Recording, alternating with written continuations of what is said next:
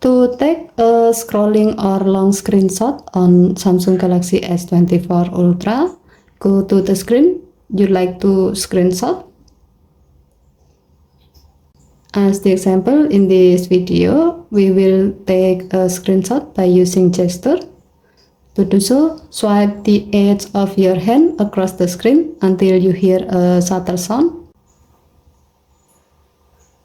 And then tap capture more icon at the bottom of the screen to scroll down the screen. Take a screenshot and stick it with the previous screenshot.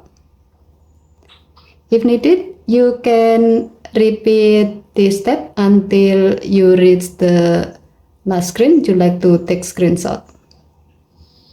To see the result, swipe down the top of the screen to go to the notification panel and then tap your screenshot.